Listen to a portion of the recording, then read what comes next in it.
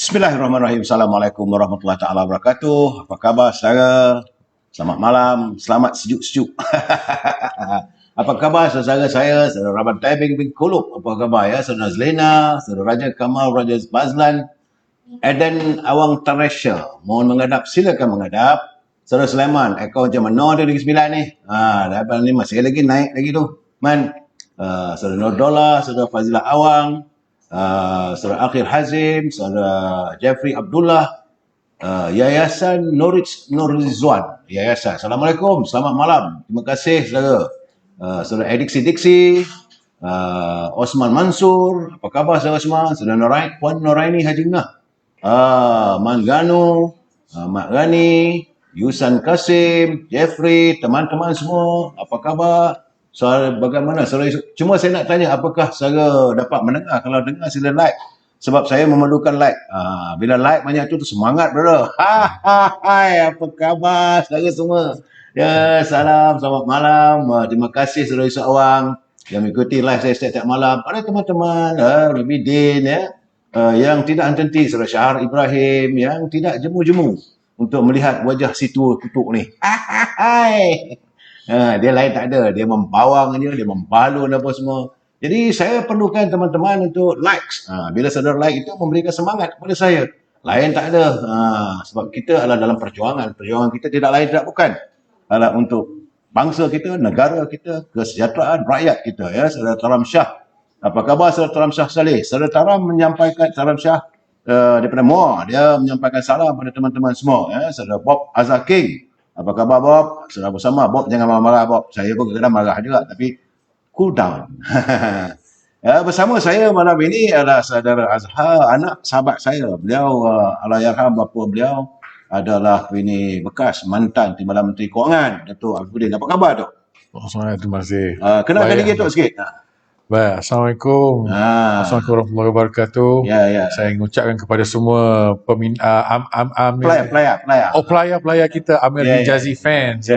Saya ingin mengambil peluang ni untuk mengucapkan setinggi penghargaan untuk ayahanda saya, Datuk Seri Kamal, kerana sudi menjemput saya malam Terima ni. kasih.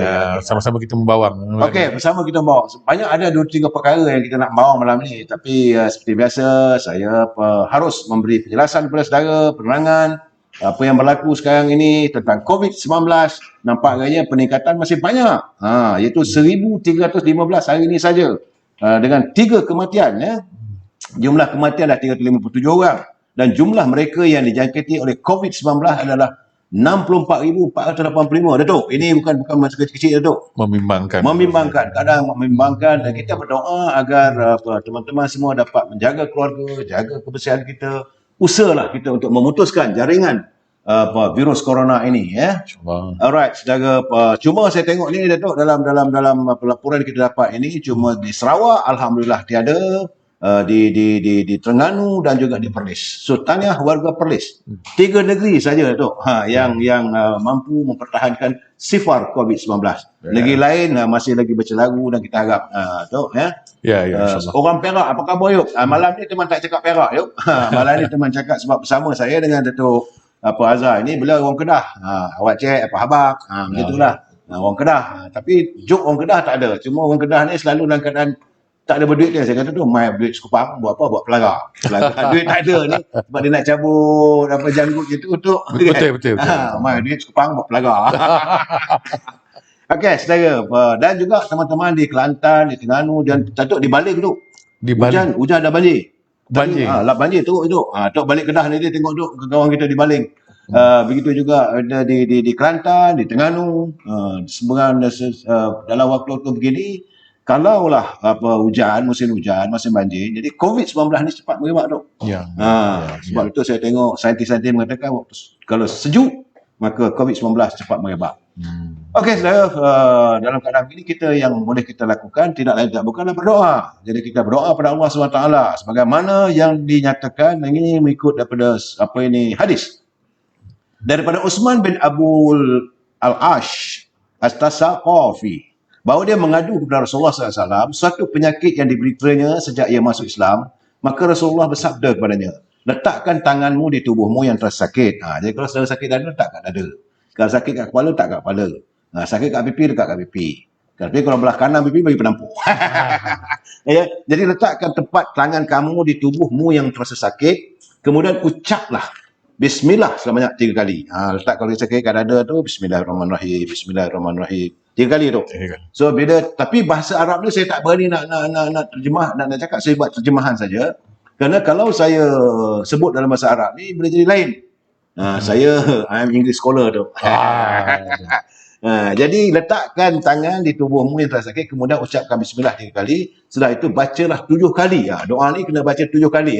Saudara, 7 kali iaitu aku berlindung kepada Allah dan kekuasaannya dari penyakit yang aku alami dan yang aku risaukan. Jadi sambil kita tegar sakit itu, aku berlindung kepada Allah. 7 kali sebut. Amin. Aku berlindung kepada Allah daripada penyakit yang aku alami dan yang aku risaukan.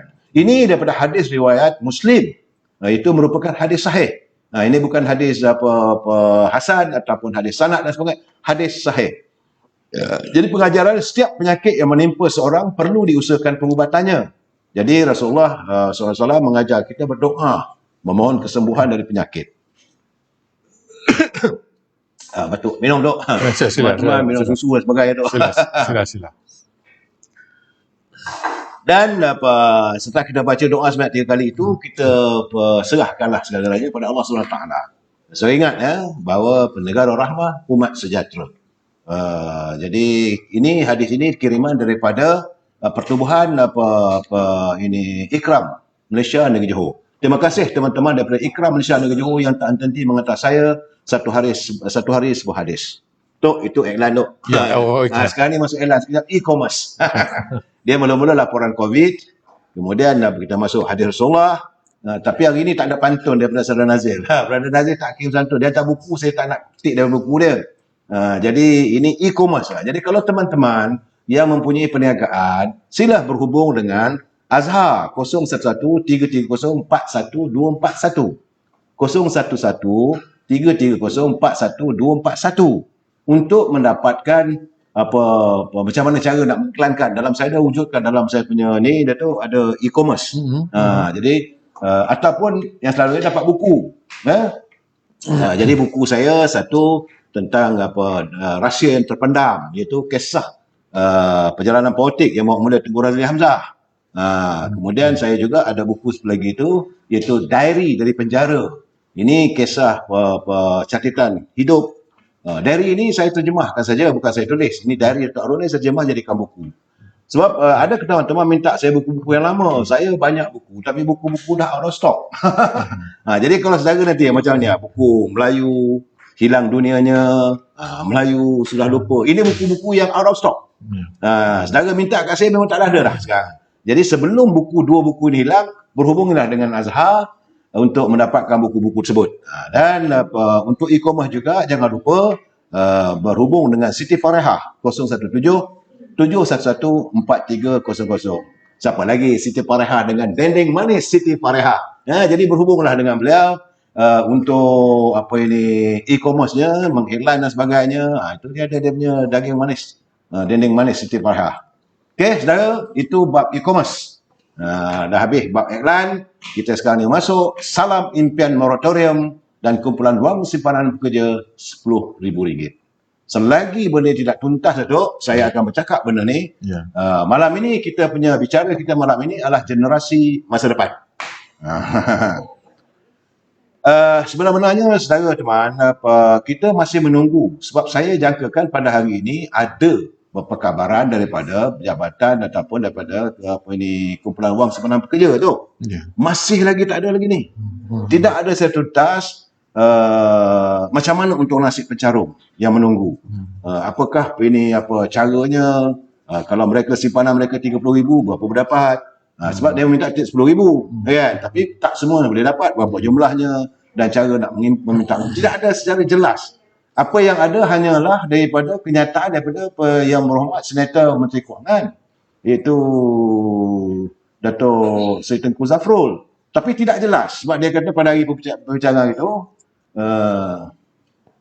mana ni, Saudara Hazim Hussein, semoga sihat, dari Sarawak, dari Putrajaya, dari Sarawak. Jauh. Orang Sarawak. Orang Sarawak, Saudara Hazim Osman, belum ada perkabaran lagi saudara. Saya nak beritahu belum ada perkabaran tentang kumpulan wang simpulan pekerja. Jadi kelayakannya sebab jumlah yang kata 8 juta orang tapi tak tahu macam mana. How benda ni boleh diklaim ataupun dituntut oleh penjarum-penjarum. Sebenarnya kan berapa sikit 8 juta orang tu. Ramai. Bagaimana yang duduk di kampung-kampung dan sebagainya. Kemudian berapa peratus dari jumlah simpanan dan bagaimana cara serta pembahagiannya masih belum ada secara rasmi secara tuntas. Masih lagi berliku-liku. Ini yang kadang-kadang saya naik angin tu. Tok jangan marah Tok. Saya ada masa tu saya marah Tok. Sabar. Jadi kalau Datuk dulu kalau lah Allahyarham bapa Datuk jadi Timbalan Menteri Kewangan tu pun saya balon juga tu. Sabar. Itu keadaannya ya. Kemudian begitu juga dengan tentang untuk nasib para peminjam bank. Ini saya nak cakap sebentar lagi tu. Datuk juga banyak pinjam bank Datuk. Jadi kemudian begitu juga bagaimana andainya tak dapat sebab kadang-kadang ni dia orang dapat pinjaman daripada bank untuk beli rumah tapi rumah tu disewakan. Jadi penyewa tu kena bayar. Sedangkan orang yang kalau dapat moratorium tu dia dapat untung lah. Dia penyewa kena bayar juga. Tidak mencapai matlamat sebenarnya. Ini keadaannya. Jadi semua ini saya rasa besok saudara saya akan ulas secara tuntas. Kita tengok apa daripada kenyataan daripada Kementerian Kewangan kerana besok bermulanya Parlimen. Perbahasan dan sebagainya. Jadi dalam keadaan begitu saya juga mendapat kiriman berhubung dengan ucapan daripada Parti Pribumi Bersatu. Ini sekarang ni kecoh banyak. Malam ni saya tak nak cerita tu. Ini malam ni kurang lah tu. Hujan sejuk. Ini kita nak cerita dengan derita rakyat dan bagaimana kita nak membina generasi masa depan. Untuk pengenalan tuan saudara, Datuk Azhar ini adalah antara pengusaha kem khidmat negara. Baru-baru ini tu ada Menteri Pertahanan, sahabat kita Datuk Ismail Sabri. Dia mengatakan bahawa program latihan khidmat negara ini akan diadakan semula. Jadi kita merasakan kita menyambut baik, tapi ada pula yang kata boleh tak sesuai. Cina Datuk ceritakan cerita program itu. Sebab ini program dalam kita membina generasi perlu ada Datuk sebenarnya. Cuma dalam keadaan sekarang tak sesuai lah COVID ni. Tapi program ni ceritakan Datuk sebagai antara pemilik kem khidmat negara. Cerita sikit Datuk. Assalamualaikum Tok Sri. Sebenarnya saya bersama-sama dengan kawan-kawan lain kami ini telah mengusahakan program latihan khidmat negara ini selaku pengusaha camp, operator camp sejak tahun 2004 dan 2005 bersama dengan ayahanda saya ni dulu ni. Saya lupa dekat juga lah. Jadi bagi pendapat saya sebab selaku pemilik dan pengusaha ni pada awal penubuhannya tahun 5 tahun yang pertama itu saya sendiri banyak turun ke kem-kem ini termasuk terutamanya of course kem saya sendirilah. Di mana kem Dok tu? Kem saya di Bukit Mertajam. Di Bukit Mertajam. Ada lagi Dok? Ada lagi kot kan tak? Kem tu ada lagi tapi dah tak beroperasi lah. Seperti mana yang rakyat semua tahu, program latihan khidmat negara ini telah ditamatkan pada tahun 2018. September 2018. Jadi untuk menjawab apa yang dipersoalkan oleh Datuk Sri tadi, bagi saya program PRK ini adalah satu program yang amat penting dalam usaha kerajaan bagi membangunkan pelbagai aspek, terutamanya dari segi politik rakyat. Sebab antara contohnya apabila saya melihat sendiri perkembangan anak-anak muda kita ini apabila mereka dimasukkan ke dalam camp, kita boleh lihat transformasi mereka daripada hari pertama itu sehinggalah hari terakhir itu amat berbeza sekali ke arah yang positif lah Datuk Sri. Jadi contohnya saya ingin mengambil contoh. Banyak orang tanya saya lah sebab ada juga pihak yang mempersoalkan bahawa PRKM ini adalah satu program yang membazir contohnya kerana tak ada efek, tiada kesan. Bagi saya tidak setuju langsung dengan perkara itu sebab apabila saya melihat transformasi anak-anak muda ini menjadi lebih positif daripada sebelumnya. Yes. Kalau daripada perkara yang paling simple lah, ibu bapa sendiri berkata, oh anak-anak kami ini sebelum join PLKN ini, kalau bangun pagi tu nak kemas katil sendiri tu memang susah lah tu. Tak buat lah. Memang tak buat lah. Keluar pergi main tu, waktu pergi sekolah buat tak peduli aja. Bagi yang beragama Islam itu tak sembahyang lah. Itu memang sah dalam tangan lah. Memang ni lah. Tapi semenjak mereka menyertai PLKN ni, apabila mereka pulang, mereka mempunyai daya disiplin yang amat tinggi tu. Jadi contohnya mereka boleh mereka solat subuh sendiri, waktu-waktu lain tu memang sah lah tu kan. Tapi bangun awal, menolong ibu bapa, making their own bed, dan pelbagai lagi tu. Cuma ini daripada camp saya sendiri. Saya pasti daripada setiap camp-camp. Di pengalaman Datuk pengalaman you bergaul dengan anak-anak ni yang menyertai program khidmat negara. Ya, betul sih. Sebab camp lain mereka ada cerita mereka sendiri, tapi ini daripada camp saya. Dia orang tanya, apa yang bagusnya sangat camp PLKN ni? Saya kata macam inilah. Camp saya sendiri. Ini daripada camp saya. Mana nak cari dalam satu dorm tu, dalam dormitory asrama tu adalah sekitar 10 ke 20 orang pelatih. Yang terdiri daripada pelbagai agama. Bangsa Melayu, Cina, India, Muslim, Kristian. Harmonis, bangsa yang harmonis. Mana nak cari Datuk Seri? Pukul 5 suku pagi. Kawan-kawan yang non-Muslim ni, dia pergi kepada kawan-kawan Muslim dia yang tak bangun, mengejutkan mereka. Dia kata, bangun. Jangan miss solat subuh.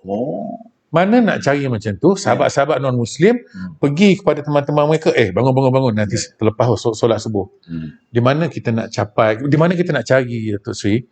Program yang sebegitu. Program yang mewujudkan masyarakat muda kita yang seterusnya akan menjadi bangsa Malaysia ni, akan menjadi adult ni, peneraju bangsa ni, yang bersifat perpaduan, yang bersifat patriotik, yang menyayangi sesama sendiri, tidak mengkira agama dan masa. Mana nak cari tu? Saya tengok ni kiraman ni Saudara Osman Mansur. Dia kata PLKN should follow Singapore. Jadi jika beliau yang menyertai ada kualiti dan berminat, serapkan terus dalam tentera. So memang begitulah. Sebab saya kata ni untuk mendisiplinkan seorang tu yang terbaik caranya dekat padang kawat. Betul.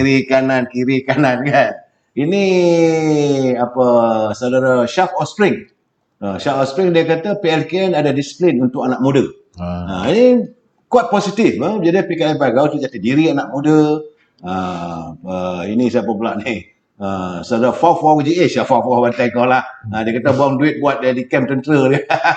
So jadi masalahnya kalau buat dekat camp tentera ini fully tentera dah. Betul. Jadi bagi saya melihat bahawa untuk kita membina generasi masa depan, dia bukan hanya untuk satu kaum. Jadi program latihan khidmat negara ini disambung dengan semua penyertaan. Ada Melayu, ada India, ada Cina, ada Iban, ada Kadazan, segala-galanya. Jadi inilah generasi masa depan anak muda. Jadi kita mendidik mereka daripada muda lagi, seusia 18 tahun tu umur 18 tahun mereka berada dalam satu camp selama 3 bulan di situ. Mereka bergaul, mereka bersama. Jadi Saudara Anggerik Rimba. Hebat nama. Itu malam besok kita bincang EPF dengan moratorium dan Saudara Anggerik. Sebab malam ni kita cakap tentang nak membina generasi. Di mana kesilapan kita. Kita nak tengok di mana kesilapannya. Dan di mana sepatutnya kita harus cari jalan yang terbaik. Sebab saya lihat keikhlasan Datuk Ismail Sabri sebagai Menteri Pertahanan untuk mengembalikan semula program ini adalah sesuatu yang cukup positif. Jadi kita melihat itu bahawa program ini memanglah setengah orang tak setuju, setengah orang setuju. Tetapi bagi saya lah untuk mendidik anak-anak kita. Saya ada pengalaman anak saya masuk PLKN, dia lepas itu dia masuk balik ke universiti, anugerah dekan tu. Yang kerana disiplin macam tu kata sembahyang ada, berkasih sayang sama, tak ada lagi masalah. Racial politik ini dapat diselesaikan melalui program latihan khidmat negara. Cuma saya katakan kadang-kadang sebab orang mempertikaikan kerana jumlah kewangan yang digunakan. Jadi sebagai care operator ni tu sebenarnya tak banyak mana pun tu rasanya tak. Saya buat kajian, saya tengok jumlah yang dia kata habis 8 bilion tu bohong itu orang lain ini berlaku ketirisan lah. Ini yang saya cakap semalam bahawa berlaku ketirisan dari pihak kepimpinan. Itu dah Saudara Fawfawah. I tak di apa-apa, tidak apa ini bercanggah, tapi ada kebenarannya. Kalau buang duit tu buat di camp tentera lebih baik. Kalau buat camp tentera jadi askar lah semua tu, tak betul lah pula. Betul. Jadi anak-anak muda, anak-anak gadis kita ni duduk dalam camp tentera ni, jadi lain lah tu. Lain cerita. Lain ceritanya. Jadi itu keadaannya. Betul tu, cara Osma dia kata PLKN dapat mendisiplinkan anak-anak kita. Cuma bila kata PLKN kena tukar lebih ekstrim. Buat macam kerana tenaga. Macam di Singapura, macam di Amerika, persiapan. Sebab sekarang ni bila kita menghadapi COVID contohnya, jadi seolah pendidikan tu tak ada diserapkan. Dan anak-anak ni tidak get aware. Jadi dia siapa ni? Ya, Dok, banyak ni masuk ni, Dok. PLKN terbaik untuk anak muda. Dia kata Kopral Darus. Alhamdulillah. Jadi PLKN terbaik untuk anak muda kata Kopral Darus, Abdul Rahim Omar. Ini saudara Man Rituman. Dia kata aku sokong PLKN diadakan semula. Jadi supaya anak-anak muda ni yang tak ada pekerjaan apa semua lepas sekolah umur 18 tahun masuk dalam camp. Kalau di-display kepada cuma modul-modul. Tetapi Datuk, saya nak bertanya Datuk lah, dalam keadaan kita bercakap tentang PLKN ni, orang mengatakan bahawa camp operator ni buat duit sebenar-benarnya tu. Tapi apabila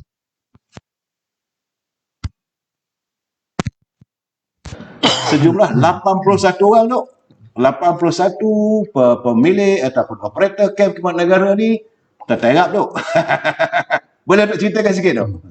Ya, sebenarnya apa yang menyedihkan ni adalah pihak kami selaku pengusaha camp PLKN ni telah terlekat dengan satu stigma yang mengatakan pengusaha camp PLKN ni dah banyak buat duit, kroni, pelbagai macam-macam lah tu saya. Jadi sebenarnya saya ingin nyatakan mewakili kawan-kawan yang selaku pengusaha, sebenarnya perkara ini adalah tidak benar. Kalau saya boleh ringkaskan. Sila. Datuk bercakap balai free tu. Yang mana tak betul Datuk badan aja Datuk. Yang pastinya tak boleh sembang moratorium lagi lah ya. Ini moratorium saya nak sembang malam esok. Okey. Kita pasal PLKN macam mana kita nak membina satu bangsa masa depan. Itu paling penting.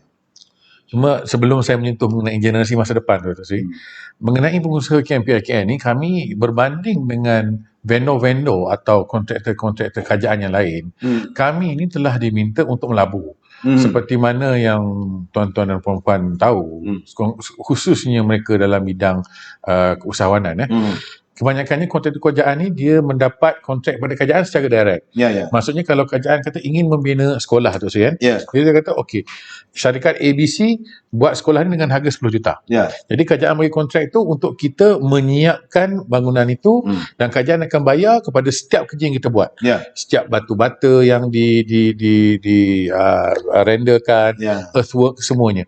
Dan kita boleh mendapat bantuan kewangan daripada pihak bank untuk melaksanakan itu. Kontrak lah, ini kontraktor lah ni. Kontraktor.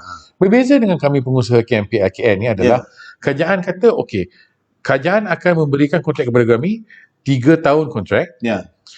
Jadi kerajaan kata kami nak pihak pengusaha camp melabur dengan duit sendiri. Membina camp yang bernilai sekitar 11 hingga ke 20 juta tu. Jadi dia nak macam-macam lah tu sih, dewan makan apa ni, surau dormitory cantik, padang kawah, lengkap selengkap-lengkapnya. Tapi tak ada kos. Kos dia tanggung oleh camp operator. Kadang-kadang jadi macam bangang juga dengan operatornya tu. Sebab tu kita anggap Datuk Sri, ini adalah khidmat negara kita. Kita pun nak berkhidmat juga kepada kerajaan, tapi biarlah, bolehlah kita mendapat sikit bayaran sepatutnya. Jadi apabila kita telah membina ini, kerajaan cuma bagi 3 tahun saja kontrak. Jadi berdasarkan kepada kehadiran pelatih. Bukan kontrak itu mana jumlah bajet ini, kalau kertinya nilainya 10 juta, dapat 10 juta, begitu tak? Tak ada ya? Tak ada. Kadang pelatih. Mereka kalau pelatih datang satu orang, memang rugi, mengangkat lah tu sih. Jadi tertiarap lah kita. Ini orang tak tahu ni sebenarnya. Orang tak tahu. Itu hakikatnya tu sih. Jadi contohnya dalam 3 tahun itu kerajaan kata okey, you kena siapkan camp ini, you harus melabur 15 juta ringgit. kami tak mau tahu, kerajaan tak mau tahu. Carilah duit sendiri. Jadi tak apa. Jadi kita dapatkan Datuk Seri 5 juta. Tetapi problem ni Datuk Seri, apabila pelatih kurang datang, sebab kerajaan menjanjikan setiap hari ada 400 orang. Tapi yang datang makin sikit, 400, 300, 200, 100 hingga ke 50 pun ada. Jadi kalau dalam cakap-cakap kasar-kasar lah Datuk Seri, kita telah melaburkan 15 juta untuk 3 tahun, tetapi yang pendapatan yang kita dapat tu cuma dalam 3 ke 4 juta saja. So ada setengah camp ni ada yang boleh rugi sampai 5 ke 10 juta Datuk Seri. Tapi oleh kerana kerana keyakinan kami terhadap pembabitan kerajaan dalam kali ini pun projek kerajaan. Jadi kita anggap projek ni akan berjalan selamanya. Jadi kata biarlah kami melabur dengan banyak, tapi suatu hari ROI kami, return on investment tu akan terpenuhi juga. Ingatnya tu boleh tahan lah 10 tahun, 15 tahun. Tak tahan. Tapi hakikat dia, return on investment, pulangan terhadap pelaburan tu tidak pernah sampai.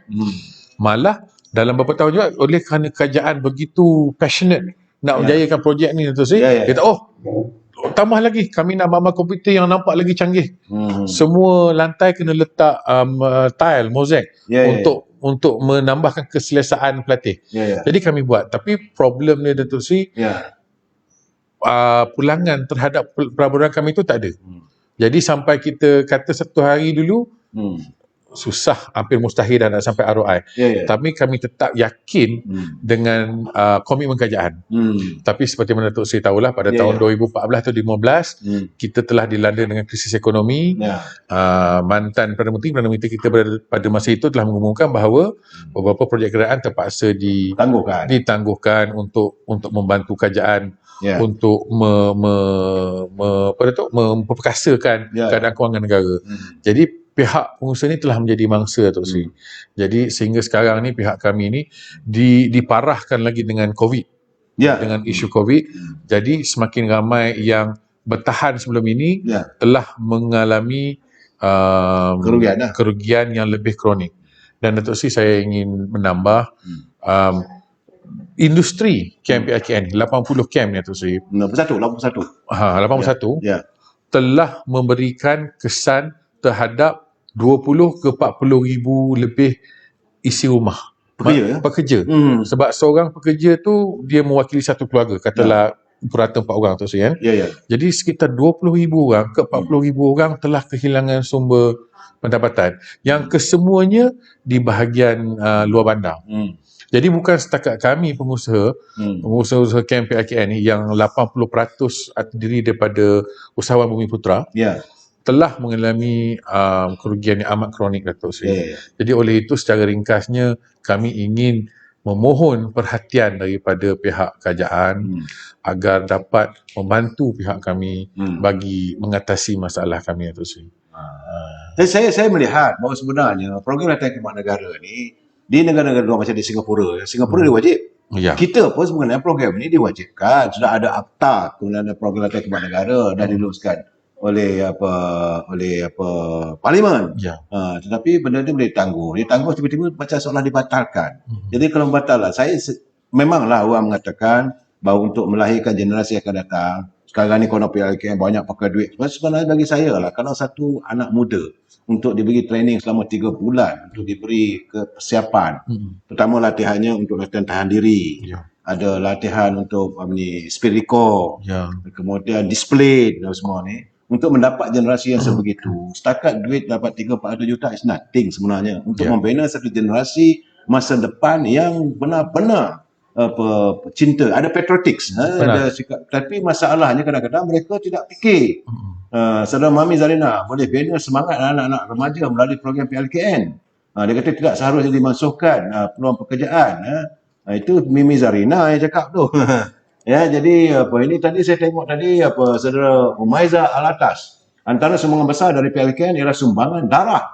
Rupanya program PLKN ni juga dia ada ya. Ini anak-anak muda kita dilatih. Kalau saya tengok ni Mak Sofwan dia kata ini bukan satu yang baru dan kolot.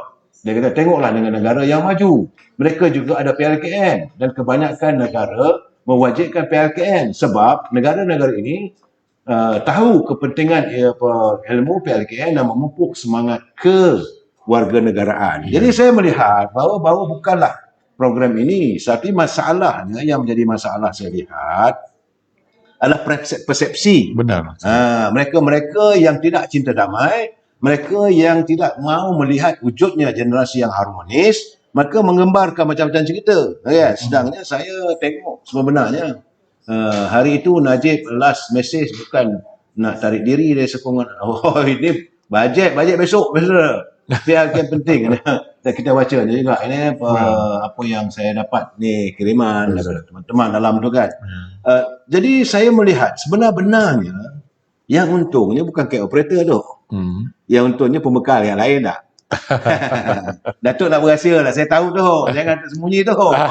Jadi ini masalahnya. 81 cable operator ni sekarang ni sudah menghampiri saat-saat untuk dimufliskan oleh bank. Sebab macam Datuk kata tadi, mereka buat pinjaman bank untuk memenuhi kehendak dan syarat oleh Jabatan Latihan Khidmat Negara. Mesti ada bangunan kekal, mesti tanahnya 25 ekar, mesti ada kelengkapan dan sebagainya. Tapi ialah macam kata ini Seremban, dia kata PLKN ni sebenarnya hanya yang anti perpaduan yang tidak mahu diwujudkan. Itu betul. Saya setuju. Saya setuju. Orang yang anti perpaduan dia tak setuju PLKN.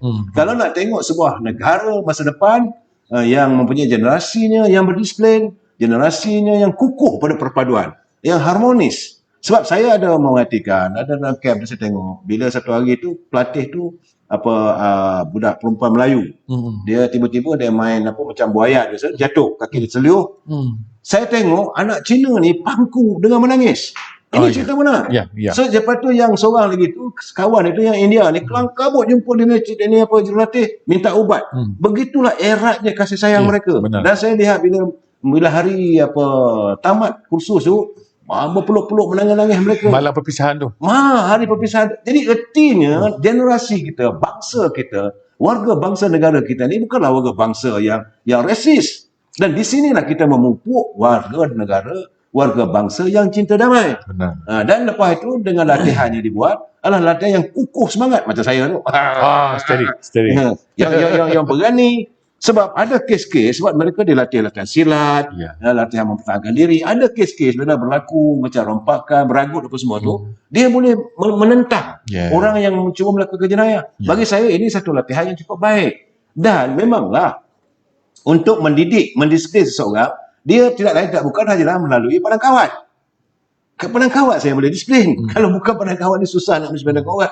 Dan tapi sayanglah bagi mereka membuat tuduhan yang bukan-bukan. Dulu yang duk bangkang kuat-kuat di AP Komunis. Itu SB Napiah.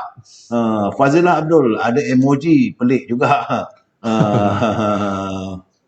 Jadi, banyak teman-teman kawan memberi pandangan mereka bahawa mereka mengatakan bahawa perlu kerajaan mewujudkan kembali program latihan khidmat negara ini. Cuma yang kesiannya bagaimana tentang 81 camp yang ada seluruh negara. Nak diwujudkan dekat camp-camp askar tak boleh sebab camp askar lain dia punya urusannya. Saya melihat benda itu. Dan cuma saya terkesan adalah melihat teman-teman yang bila dibatalkan, kontraknya very loose. Macam Datuk kata lah. Jadi bila dia tutup, bila begitu tak dapat. Modal nak buat camp tu 12 juta. Bila lepas masuk tahun kedua, tutup. Bila tutup apa jadi camp tu? It's a waste of time, it's a waste of money, and then they never bother. Ini yang kadang-kadang saya marah juga, tapi nak buat macam mana? Mereka tidak ambil perhati pun. Mereka tak ambil peduli pun untuk nasib. Macam Datuk kata lah, satu camp tu contohnya, camp ni bukan ada dekat tengah-tengah pekan. Mereka yang dekat Miri, itu lain lah kan. Tapi tank tak ada dekat Ampang, dia tak ada dekat Kuala Lumpur, dia tak ada dekat PJ. Camp ni dekat kawasan-kawasan kampung. Di kawasan kampung itu, maka camp operator macam Datuk menjaga di mana? Dekat Bukit Tajam. So Datuk akan employ lebih kurang dalam 50 orang. Tukang masaknya, tukang persiapan makanan. Jangan lupa, makanan anak kita dalam program latihan khidmat negara ni 6 kali sehari. Daripada subuh lagi dah siap kan. Jadi bila kita menyediakan makanan ni, kita memerlukan pekerja. Jadi pekerja-pekerja itu bukan ambil dari orang kampung. Jadi orang kampung itu ditulis di sini Datuk kata dia itu isi rumah yang dapat pendapatan daripada camp ini. Camp operator ni nampaknya besar lah. Berapa ringgit tak saya kepala tu? RM40. RM45 lah katakan. RM45 6 kali makan. Saya selalu cakap dengan kawan saya dulu, saya kata ini masalahnya siapa yang buat camp khidmat negara ni sebenarnya lah. Ini antara padu kipayah. Sebab moment pelatih ni masuk tu, kita kena jaga dia punya kesihatan. Dia jaga dia punya tidur sampai dia punya buang air besar. Yes. Sebab dia punya tangki najis tu kena di septic tank tu, kena disiasat, kena ada. So you feed them with the food. You give them a good sleep. Then when they shit out, then you pun kena jaga. Sampai ke najis pun kena jaga. Dan tak berbaloi sebenarnya. Bagi saya jumpa dengan kawan-kawan yang sama macam Datuk lah ya, yang mempunyai camp semua. Mereka mengatakan bahawa lain tak adalah sebagai ini antara khidmat bakti mereka. Of course ada some perniagaan tu ada. Tapi kalau dah kena macam ni, sekupang pun tak dapat. Menangis air mata sajalah. Saya tengok macam mana yang teman-teman rakyat yang lain. Sebab itu saya terpanggil bila melihat kalau kawan-kawan tak dapat duit EPF. Saya faham maksud mereka. Sebab the camp operator yang ada sekarang ni, kalau Datuk kata 81 orang, saya rasa 70% sudah pun menghampiri untuk diisytiharkan. Ting, muflis. Sebab bank dia tak ada hati tu. Saya dah cakap berkali-kali. Bank tidak mempunyai hati. Pada dia, I give you money, certain time you to return. You have the contract, it's up to you. Itu katanya. Itu keadaannya, Datuk. Jadi, kita amat mengharapkanlah bahawa dalam keadaan begini, program latihan khidmat negara ini perlu diteruskan untuk membina generasi masa depan. Kalau tidak nanti generasi kita teruk. Jadi, Datuk, saya ucapkan terima kasih kepada Datuk kerana saya tengok Datuknya, kalau 45, ini saya punya kiraan tadilah seorang, mana kalau RM45 kali dengan 90 hari. Baru lebih kurang 3 something billion. It's peanut untuk 800,000 generasi muda. Saya berkeyakinan anak-anak muda yang menjalani program latihan khidmat negara, dia okey. Saudara Omar, Saudara Omar ni kata apa? PLKN satu program yang baik. Tapi jabatan yang bertanggungjawab agak kelam kabut. Semua program dan modul bergantung kepada konsultan. Sepatutnya program ini diletakkan sepenuhnya bawah pengurusan Angkatan Tentera kerana mereka lebih berpengalaman. Wallahualam. Ini pandangan Saudara Rahim. Dia kata program ni baik. Memang pun kita sebagai operator ni mana dia ada ambil tahu pun. Operator cuma menyediakan tempat macam hotel lah. Tapi hotel yang Tuhan aja yang tahu punya macam-macam kenah dalam PLKN ni jabatannya. Cik Lat setuju. Apa khabar? Ini Arif Sofian. Yan ada camp ke? Tak ada camp. Ini insinyur sahabat saya, Sofian Aziz. Beliau selalu mengikuti program. Datuk, beri pencerahan kenapa tanah reserve Melayu dari tahun 1997 hingga sekarang hanya tinggal berapa persen saja. Apa yang UMNO perjuangkan sehingga jadi begini? Saudara Mat Roslan Syahri. Sebenarnya, kalaulah tanah-tanah itu, kalau di kampung-kampung dia dibuat camp, adalah dia pertahankan. Kan? Ada digunakan, ada usage-nya. Sebab kebanyakan camp-camp ini letaknya di kawasan-kawasan luar kampung pun jauh. Kan? Bukanlah kata tengah hutan, tidaklah. Kan? Tapi, Saudara Mat Roslan, bila saudara bertanya, sejak 1997 memang kalau kita tengok 7 amanat Gajah-Gajah Melayu, dia kata 50% tanah itu adalah milik orang Melayu. Tak gitu dok? Ini 7 wasiat bangsa kita. Siapa ada ni? Setuju sangat PLKN disambung balik. Bagus untuk anak-anak sebelum mereka ke dunia pekerjaan dan bergaul di luar sana. Ini pandangan, saya tak tahu. Saya izinkan semua saudara untuk membuat pandangan dan sebagainya sebab malam ini kita membicarakan tentang bagaimana kita mahu untuk membina satu generasi masa depan. Boleh Dok bagi cerita pencerahan lagi Dok tentang apa program dan sebagainya? Saya begitu tertarik dengan komen saudara kita atau saudari kita tadi yang last tadi. Sebenarnya sumbangan terhadap pembangunan sosioekonomi rakyat dan belia dan sesungguhnya kepada negara secara umum. Sebenarnya dulu kita ada melakukan satu kita call PLKN Lab atau makmal PLKN. Jadi pihak Kementerian Pertahanan telah memanggil pihak kami untuk bertemu dengan pelbagai konsultan dan industrial player dari seluruh negara. Satu yang menarik Datuk Seri, saya takkan namakan nama tapi ia adalah sebuah syarikat perusahaan gergasi milik kerajaan, JLC lah. Mereka kata satu yang mereka suka apabila mengambil pekerja-pekerja baru, mereka mendapati 90% ke atas daripada pekerja-pekerja baru ini yang mempunyai sijil atau graduated lah daripada PLKN ni mempunyai disiplin yang sangat tinggi. Jadi mereka ni amat produktif dan amat efisien. Kenapa tu sih? Kerana mereka telah dilatih disiplin. disiplin, mematuhi arahan ketua, tepat, on time in terms of time management apa semua. Jadi dari segi ekonomi je, sebab orang kata alah kalau setakat nak melatih anak-anak muda ni di rumah pun boleh, setakat hormati orang tua lah, buat kerja kebajikan lah apalah. Tapi macam mana dari segi sumber ekonomi? Apabila anak-anak muda kita ni menjadi semakin disiplin, mereka menjadi lebih efektif, mereka menjadi lebih produktif dalam aktiviti-aktiviti ekonomi. Sama ada mereka bekerja dengan syarikat, swasta, kerajaan maupun menjadi usahawan. Jadi kalau kita lihatlah, sebab kita ni kebanyakannya PIK ni adalah usaha kerajaan dan segala usaha promosi pun akan diambil oleh kerajaan. Tapi kalau kita lihat contohnya sekarang ni anak-anak muda kan sikit-sikit Korea, K-pop. Kalau kita tengok sekarang ni, K-pop sekarang ni pun mereka sedang cuba untuk mempopularkan program khidmat negara mereka dengan mewujudkan program-program televisyen dengan memanggil selebriti, artis, pelakon-pelakon, penyanyi-penyanyi, rappers, apa semua ni masuk dalam satu program. Dia kata okey, dalam masa 7 hari ni mereka ni akan dilatih dengan disiplin ketenteraan. Maksud dia kena belajar berenang, kena kawal atas panah ke apa, tak peduli dah dia tu selebriti ke, peminat berjuta-juta ke, semua ke, mereka kena dilatih. Jadi mereka semua ni pun tidak, walaupun mereka tu semua selebriti terkenal, mereka tidak kata okey, kami tak maulah menjalani seperti ini, Dato' Sri. Kami nak tunjukkan kepada anak-anak muda, nak memberikan inspirasi bahawa pentingnya menyemaikan kesedaran disiplin ini. Jadi rancangan-rancangan ini menjadi sangat popular dan anak-anak muda tengok, wah, secara ringkas dia kata PLKN is cool after all. National Service is cool. Tidak seperti digemar-gemburkan oleh seperti mana tadi ada juga saudara atau saudari tadi maklumkan bahawa orang yang tidak suka pada PLKN ni adalah orang yang tidak mencintai perpaduan. Sebenarnya memang benar. Sebab benda-benda ni adalah, saya tak mau komen lebih mendalam untuk saya kan, tak mau jadi kontroversi. Tapi ada pihak-pihak tertentu atau badan-badan tertentu yang mempunyai modus operandi mereka adalah jangan bagi rakyat bersatu. Apabila rakyat tidak bersatu, matlamat mereka tercapai.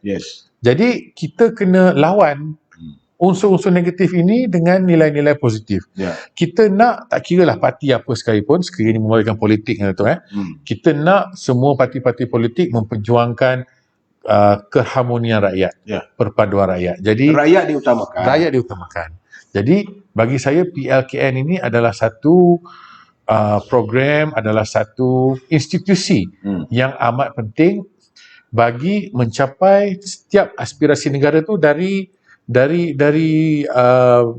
isu pokok lagi daripada bawah tu sih. Pendapat saya lah, saya ingin memberikan pendapat. Program PLKN ini boleh diintegrasikan dengan program-program kerajaan lain. Jadi kerajaan nak anak-anak muda yang lebih produktif, semaikan di situ. Kerajaan nak anak-anak muda lebih aktif dalam bidang AI ke apa, semaikan dari situ. Jadikan itu sebagai satu usaha our root cause. Jadi kita semaikan dari situ. Jadi sekiranya insya-Allah, sekiranya PLKN akan dihidupkan semula, kita harap kerajaan melihat pembangunan PLKN ni dari sudut integratif. Saya tengok tadi komen daripada Saudara Azmi Ma'ali. Dia kata PLKN bagus kerana sama di spirit di score. Spirit di korps. Kemudian dia kata ini ketatanegaraan dia ajar. Ini wasatiyah diri. Kemudian dia kata menghormati jurulatih, saya tidak langsung mengajar, menghormati ketua. Betul. Dan banyak lagi programnya. Jadi ertinya sekarang ni memang programnya baik. Betul. Program baik untuk anak-anak, ada keberuntungan untuk generasi akan datang baik. Cuma yang sekarang ni yang merana sekarang ni camp operator. Jadi camp operator ni yang merana yang tidak mendapat, tidak sepatutnya mereka dijadikan begitu. Kita tak maulah kita nak menentang apa yang diputuskan, tetapi tak sepatutnya lah camp operator ni dah layan sebegitu. Kesian mereka kan. Duit habis. Jadi itulah keadaannya. Jadi bagaimanapun tu saya mengharapkan malam esok kita akan bersiaran, akan bercakap soal politik. Malam ni memang saya tahu tidak akan, programnya agak membosankan, saya tahu, sebab saudara semua mungkin yang mana ada anak, mereka dah pernah menyertai program khidmat negara ni, dah seronok. Tapi yang tidak ada kesempatan tak adalah. Anak-anak perlu didedahkan. Ini kata Jamaliah Supran ya. Jamaliah Sabran dia kata anak-anak perlu didedah dan suasana yang berlainan, expose them with multiracial entertainment. Mat Nazrin Ahmad dia kata kalau ikhlas dia ikut apa yang Najib cadangkan. Setuju sangatlah PLKN dihidupkan semula demi rakyat dan masa depan negara. So jadi Dato' Ismail Sabri saya berserulah saudara sebagai Menteri Pertahanan.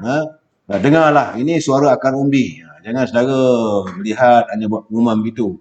Mereka bersetuju agar program latihan khidmat negara ini diteruskan demi untuk kita mendidik generasi masa depan untuk melihat akan lahir satu generasi yang harmonis, yang berjiwa kental, yang mampu menghadapi segala cabaran. Jadi masalah kadang-kadang Dato', ini generasi kita ni tidak dididik gitu. Jadi kalau mereka dididik dengan jiwa kental, berani, sanggup. Sebab tu saya kata kalau nak latih orang untuk belajar berenang, jangan latih dalam kolam renang. Latihlah mereka di tengah lautan. Kalau dalam kolam renang, dia tak akan tenggelam, okey lah. Kan? Tetapi campak dia dekat tengah laut tu, survival. Jadi the cost of survival. Ya Datuk, saya ucapkan Datuk, terima kasih ya Datuk. Pada malam ini kita bersiaran. Jadi suasana pun sejuk, hujan. Teman-teman yang berkesempatan bersama saya ni kena berhati-hati, jaga keselamatan. Jaga ini anak-anak supaya jangan bagi main air. Orang Kelantan ni kadang seronok ni Dok. Jadi malam besok kita bersiaran, kita akan membedah apa yang berlaku di Parlimen. Kita jumpa lagi malam besok. Wabillahi taufiq wal hidayah. Assalamualaikum warahmatullahi wabarakatuh. Datuk nak cakap apa Dok? Cuma terima kasih kepada ayahanda saya Datuk Sri kerana telah memberi peluang.